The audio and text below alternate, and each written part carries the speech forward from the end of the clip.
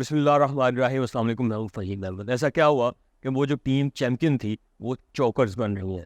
वो टीम जो तकरीबन इन्हीं खिलाड़ियों पर मुश्तमिल थी, वो बड़ी बड़ी टीम्स को चैलेंज कर रही थी, लेकिन अब यूएसए जैसी टीम और आयरलैंड जैसी टीम से हार कर शर्मिंदगी का बायस बन रही है। इसकी वजूहत क्या है, आइए समझते हैं। लेकिन मेरी राय में ना बहुत ज़्यादा पैम्पर कर दिया हमने टीम को, बहुत ज़्यादा नाजुक मिजाज बना दिया। मतलब कि अगर बाबर फेवरेट है तो आप उसे कुछ कह ही नहीं सकते उसके स्ट्राइक रेट के हवाले से। आज़म खान का वजन ज़्यादा है तो क्या हुआ, उसे बॉडी शेमिंग में आ जाएगा। अगर तनकीद करेंगे उसके फिटनेस पे, तो शादाब की बात करेंगे तो शादाब पहले बहुत अच्छा खेलता रहा है, अब उसे कुछ कहना गलत होगा। तो एक तरह से जो ये कर्ट्स बन जाते हैं ना कि आप किसी को कुछ कह नहीं सकते, इस तरह इस टीम को नुकसान पहुंच रहा है। इसके साथ साथ लेकिन बात यह है, ऐसा नहीं है कि टीम पहली बार हार रही है, लेकिन आपको एक चीज़ समझनी चाहिए कि पहले प्रेशर होता था कि जी मुल्क हार के मुल्क वापस जाएंगे, लोग क्या कहेंगे, तनकीद करेंगे, इवन क्या हमारा जो एयरपोर्ट उतरना मुहाल कर देंगे। लेकिन अब ऐसा कोई प्रेशर है नहीं है। मैं ये समझता हूँ, आप बिल्कुल ठीक है तो पाकिस्तान का हारना और टीम्स का हारना कोई बड़ी बात नहीं, हार जाते हैं। लेकिन जिस ढीली ढाली बॉडी लैंग्वेज से ये खेल रहे हैं और इन्हें अंदाज़ा है कि अगर हार भी जाएंगे तो ज़्यादा से ज़्यादा क्या हो जाएगा, दो तीन तीन लोग गुस्सा करेंगे, उसके बाद छोड़ देंगे। तो वो जो प्रेशर होना चाहिए वो नहीं है। और जहाँ तक ये खिलाड़ियों पर तनकीद है, तो तनकीद हमारा हक है, पूरे पाकिस्तान की कौम का हक है। ये पूरे पाकिस्तान की नुमाइंदगी कर रहे हैं, उनके ख्वाबों की नुमाइंदगी कर रहे हैं। और ये वसीम वकार, ये इमरान खान से बड़े प्लेयर्स तो नहीं है ना, आप उनके इंटरव्यूज़ निकाल कर सुन लें। वो भी कहते होते थे कि जब हम हार के वापस जाते थे तो हमें खौफ होता था कि हम कैसे आएंगे। लेकिन अब वो जो खौफ है, उसे खौफ ना भी गए तो एक प्रेशर है परफॉर्मेंस का, वो ख़त्म हो गया है। लेकिन ऐसा होना नहीं चाहिए। एक पॉजिटिव किस्म का प्रेशर इस टीम पर रहना चाहिए कि भाई तुम 11 लोग पूरे पाकिस्तान की नुमाइंदगी कर रहे हैं। जब तक हम ये इन्हें नाजुक मिजाजी से निकालेंगे नहीं ना, ये टीम्स ऐसे ही परफॉर्म करते रहेगी। दूसरी बड़ी वजह टीम यूनिटी की है, और टीम यूनिटी ख़राब कैसे हुई वो भी मैं आगे जाके आपको बताऊंगा। लेकिन जो टीम यूनिटी है वो नज़र नहीं आ रही है। लोग खेल रहे हैं, चाहे कोशिश कर रहे हैं, लेकिन उनसे हो नहीं पा रहा, टीम वर्क नज़र नहीं आ रहा।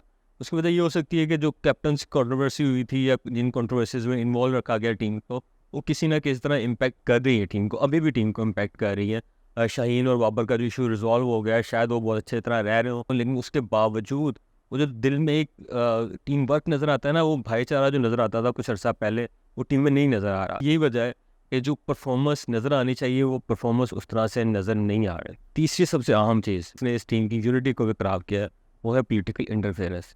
जैसे कोई नया चेयरमैन आता है, वो नए एक्सपेरिमेंट्स करता है, और नए चेयरमैन्स कैसे आता है, वो पॉलिटिकल इंटरफेरेंस से आता है, पॉलिटिकल असर व रसूख से आता है। पहले पीपल्स पार्टी का पसंदीदा आ गया हुआ था, अब नून लीग, बल्कि ये तो नून लीग का भी नहीं, पता नहीं किसी का पसंदीदा शख्स है। हो सकता है वो सारा कॉम्पिटेंट हो, लेकिन आपको समझना चाहिए ना कि वो उनके पास एक जो रिस्पॉन्सिबिलिटी है वज़ारत दाखिला की, वो इम्पोर्टेंट तीन जो रिस्पॉन्सिबिलिटीज़ है उसमें आती है। उसके साथ जो किसी भी का भी चेयरमैनशिप है, तो वो एक अलग तरह की रिस्पॉन्सिबिलिटी है।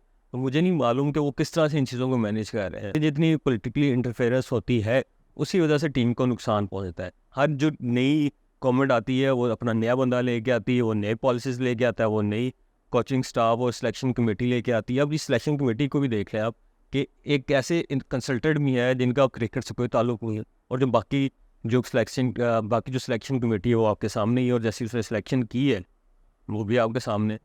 तो ये वाले मसला है, ये बहुत अहम मसला है। और चौथी जो सोनली इसका ताल्लुक अपने प्लेयर से, वो है इनका ओल्ड स्टाइल ऑफ क्रिकेट। इनके जहन में हमेशा यही टारगेट है कि 170 करना है, 180 करना है, इससे 5 रन ऊपर करने हैं, इससे 5 रन कम करने हैं। चाहे वो टीम डिफरेंट हो, चाहे वो पिच डिफरेंट हो, कंडीशन डिफरेंट हो, लेकिन इनका जो जहन बना है वो यही है। इससे ज़्यादा स्कोर बोनस होता है, रेयरली हम देखते हैं कि इससे ज़्यादा स्कोर हो जाए। तो ये जो ओल्ड स्टाइल ऑफ क्रिकेट है, इससे जान छुड़ानी होगी, मॉडर्न क्रिकेट की तरफ आना होगा। एक और आम बात ये है कि ये जो डोमेस्टिक क्रिकेट है वो बहुत कम खेल रहे हैं। इनकी फिटनेस वैसे जैसे मैंने पहले कहा था तो वो रही नहीं है, 4 ओवर्स के बाद थक जाते हैं। तो ये क्या सी क्रिकेट है कि आप तीसरा ओवर करवाएं और वो भी एक गैप के बाद, और तीसरे ओवर में आप थके थके नजर आए। तो जब तक ये डोमेस्टिक क्रिकेट मजबूत नहीं होगी और ये ओल्ड स्टाइल ऑफ क्रिकेट नहीं छोड़ते, तो ऐसे ही होता रहेगा। और एंड में जो सोल्यूशन क्या है, सोल्यूशन ये है कि बराए मेहरबानी जो सिलेक्शन है वो ख्वाहिशात की बजाय परफॉर्मेंस पे करें।